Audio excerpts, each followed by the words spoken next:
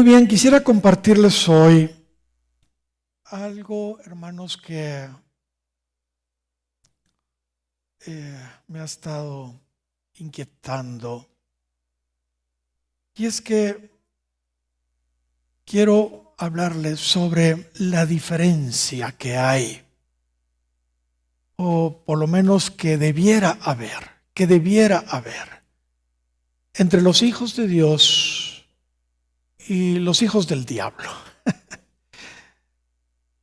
Digámoslo de esta manera, la diferencia que hay o que debiera haber entre la iglesia y el mundo. Entre la iglesia y el mundo.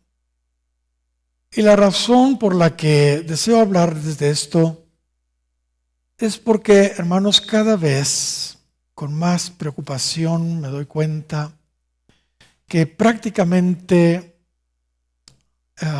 no hay diferencia. No hay diferencia.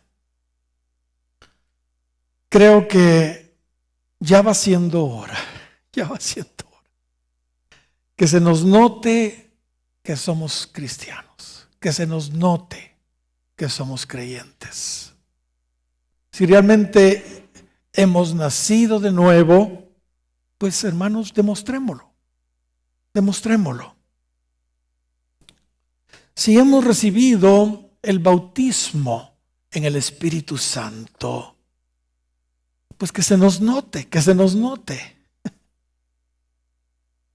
Marito Crocker siempre nos cuenta la anécdota de alguien que se ufanaba, que tenía el bautismo en el Espíritu Santo y hablaba en lenguas, y alguien finalmente se atrevió a decirle, pero no se le nota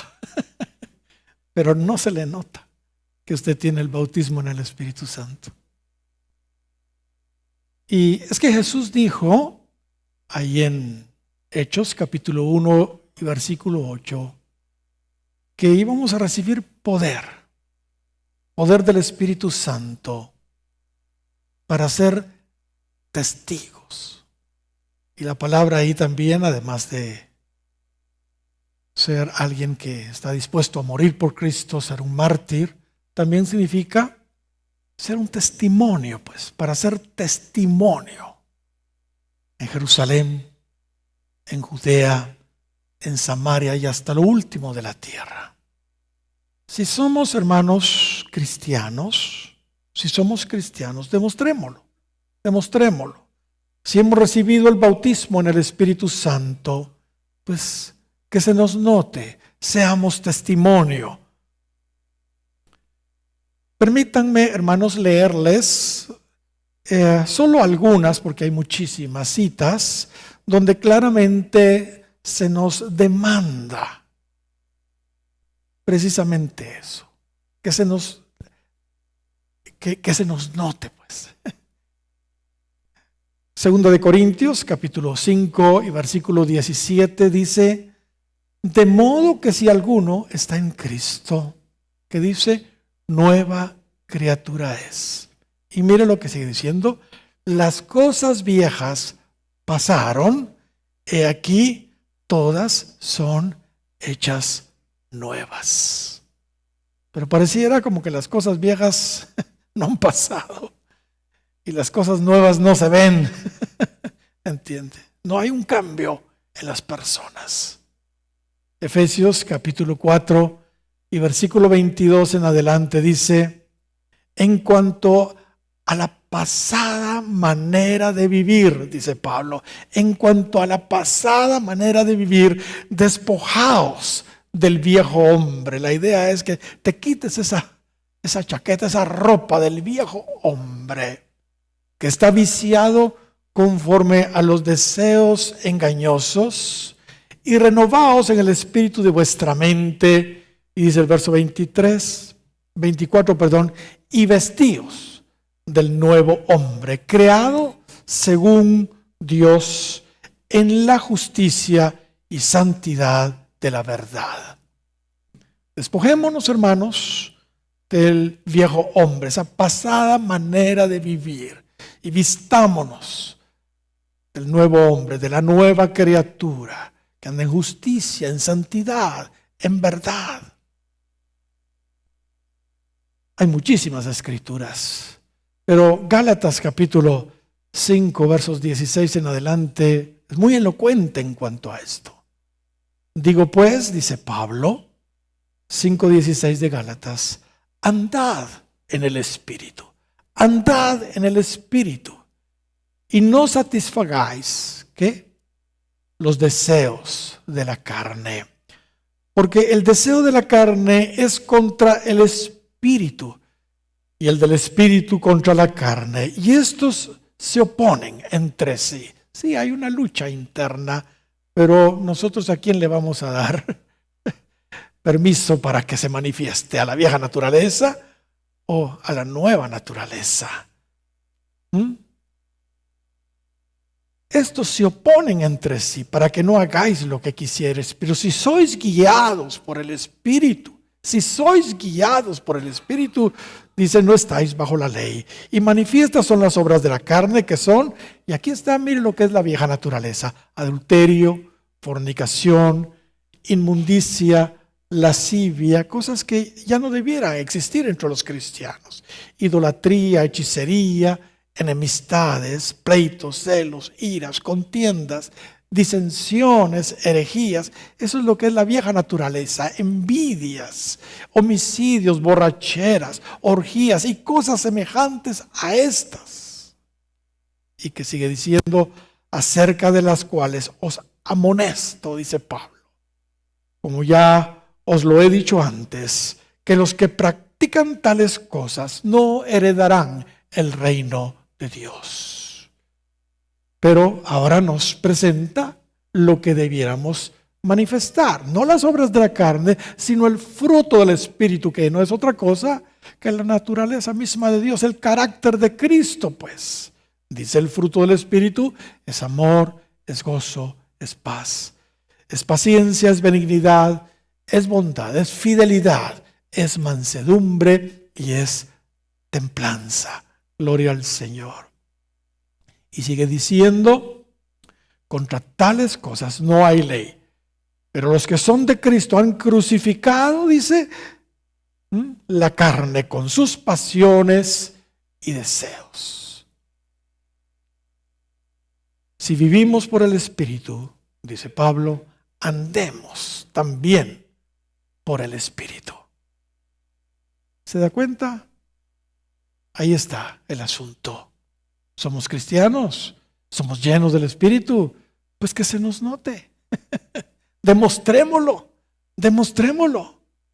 manifestando el carácter del Señor y no el carácter de la vieja naturaleza.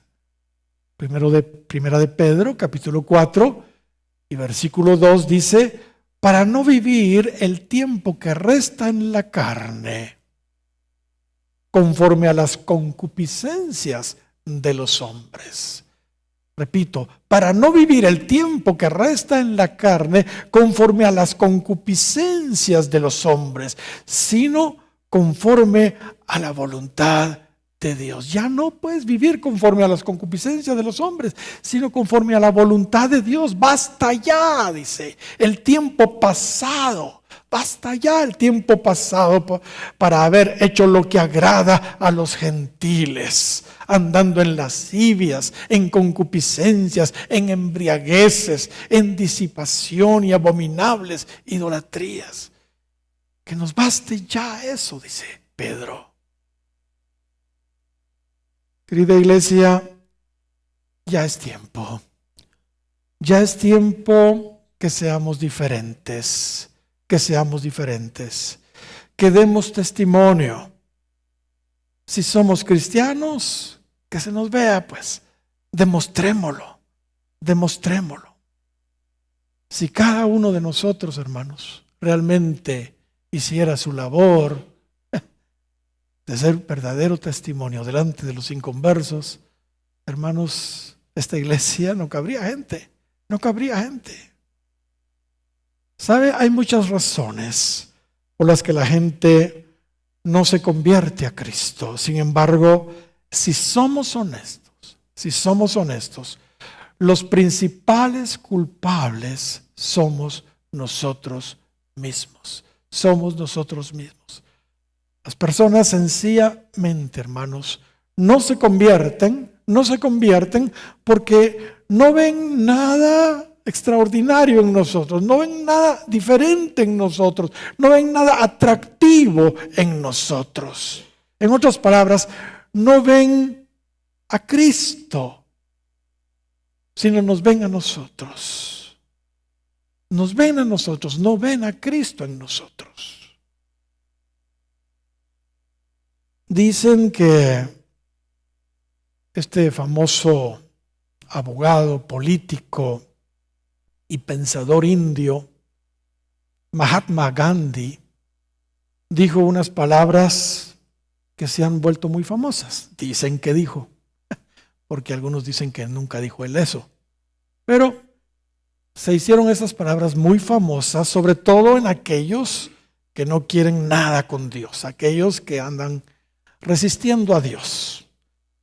Dice que Gandhi le dijo en una ocasión a quienes le hablaron de Cristo, después de oírlos, dice que les dijo: me gusta tu Cristo, pero no me gustan tus cristianos. No me gustan tus cristianos. Tus cristianos son tan diferentes a tu Cristo. Dicen que él dijo eso. Yo me puse a indagar un poco el por qué Gandhi dijo eso. Y descubrí que los que lo evangelizaron creían que la salvación no se pierde. Así que ellos justificaban deliberadamente sus pecados que cometían, diciéndole a Gandhi que Jesús ya había llevado esos pecados en la cruz. Pero ellos seguían pecando. Está claro entonces por qué Gandhi etiquetó a todos los cristianos de esa manera. Que no les gustaban los cristianos. No les gustaban los cristianos. ¿Por qué? Porque era muy diferente a Cristo. Ahora, independientemente si esa historia, hermanos, es real o no es real, nos debe a nosotros, hermanos, esa historia hacer reflexionar. Pues incluso nosotros que no profesamos esa doctrina de salvo siempre salvo, la verdad, no estamos, si somos honestos, reflejando a Cristo como debiéramos. No estamos reflejando a Cristo como debiéramos. Hermanos, la sal se ha vuelto insípida. La luz se ha apagado. Repito, la sal se ha vuelto insípida, la luz se ha apagado. Cristo dijo en el Sermón del Monte, en el capítulo 5 y versículo 13, vosotros, hablándole a sus discípulos y a nosotros, vosotros sois la sal de la tierra. Sois la sal de la tierra. Pero si la sal se desvaneciere, pierde su sabor, se vuelve insípida, pues, dicen las otras versiones, ¿con qué será salada? No sirve más para nada. Hermanos, si nosotros, que somos la sal, nos volvemos desabridos, digámoslo así, sin sabor, no servimos, dice ahí, para nada, para nada. Para lo único que sirve es para ser echada fuera y hollada por los hombres. En otras palabras, hermanos, la gente que no conoce al Señor nos pisotea, pues, se burla, se mofa de nosotros, porque la sal se ha convertido en insípida. Y también dijo vosotros, dijo Cristo en el verso 14, sois la luz del mundo. Una ciudad asentada sobre un monte no se puede esconder. Se nos está presentando acá una ciudad iluminada en un monte alto, ¿entiende? Ni se enciende, dice, una luz y se pone debajo de un almud, sino sobre el candelero y alumbra a todos los que están en casa. La idea es que nosotros debemos, pues, ser luz, iluminar a las personas. No podemos esconderlo. La gente tiene que vernos porque somos luz en medio de las tinieblas. Es lo que está diciendo acá. Y Cristo dijo, así alumbre vuestra luz delante de los hombres. Así alumbre vuestra luz delante de los hombres, para que vean que vuestras buenas obras, y glorifiquen a vuestro Padre que está en los cielos. Amén. Ahora, sin duda, una de las razones por las que no vemos diferencia entre cristianos y no cristianos es porque los cristianos en muchos lugares están siendo mal enseñados. Sus ministros, sus sacerdotes, sus pastores, ¿entiende?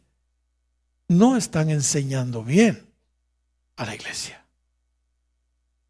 Ezequiel capítulo 22 y versículo 26 dice: sus sacerdotes violaron mi ley y contaminaron ¿qué? Mis santuarios.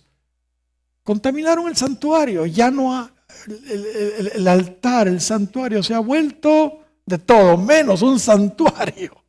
Porque ahí hay de todo, menos un culto a Dios, ¿entiende? Contaminaron mis santuarios. Y dice, entre lo santo y lo profano no hicieron diferencia, ni distinguieron entre inmundo y limpio, y de mis días de reposo apartaron sus ojos, y yo he sido profanado en medio de ellos. O sea, no hacen diferencia, pues, o sea, en sus prédicas todo lo toleran. Entre lo santo y lo profano no hacen diferencia, ¿entiende? Entre lo limpio y lo inmundo, no hacen diferencia. Hermanos, por eso, y yo creo el domingo pasado mencioné algo al respecto, debemos tener cuidado a quién estamos oyendo, quién nos está discipulando, enseñando. Gran parte de la culpa que la iglesia está tan carnal y tan mundana es porque sus líderes no hacen ninguna diferencia entre lo bueno y lo malo, entre lo santo y lo profano, entre lo limpio y lo inmundo. Por supuesto, esa no es la única razón, Hay creyentes que aunque se les predique la verdad, no cambian, no quieren cambiar. Pero imagínense si predicándoles la verdad y diciéndoles lo que es santo y lo que es profano, lo que es limpio y lo que es inmundo, lo que es dulce y lo que es amargo, lo que es la luz y lo que es las tinieblas. Si predicándoles la verdad muchos no quieren cambiar, imagínense si no se les predicara eso y no se hiciera ninguna diferencia y se permitiera absolutamente todo. Con mayor razón la gente hace lo que quiere, ¿entiende? Y no da testimonio. Ok, ahora quiero llegar al punto de lo que realmente quiero compartirles, pero va conectado. ¿Por qué les estoy hablando de esto? Vean, yo soy observador. Y observo siempre. Y observo con mucha preocupación a las personas cuando están padeciendo, cuando están sufriendo, cuando están en tribulación. Y me he dado cuenta de que muchos creyentes, fíjese bien lo que voy a decir, en lugar de estar pasando los padecimientos normales de la vida cristiana, o sea, las pruebas, porque todos estamos expuestos a tribulaciones y pruebas de parte de Dios. Pero en lugar, estos creyentes, de estar padeciendo por cosas normales en la vida cristiana, como las pruebas, ¿entiende? Lo están sufriendo, pero porque están bajo castigo de Dios, bajo juicio de Dios, ¿entiende? ¿Por qué? Porque precisamente están caminando en pecado, no están caminando bien con Dios. Entonces, ellos no están pasando una prueba, ellos están pasando una reprensión de Dios, están pasando un juicio de Dios, un castigo de Dios. Les explico. Cuando a un cristiano le pasa algo malo, entre comillas, pueden ser por 3 razones. Se me los he dicho muchísimas veces aquí. Primero, porque fue imprudente, cometió una imprudencia, ¿entiende? Y yo siempre pongo el ejemplo. Si yo me paso el semáforo en rojo y me chocan, ¿entiende? Fue una imprudencia de mi parte. Si yo me subo al techo, se me quiebra la lámina y me caigo y me quiebro la columna,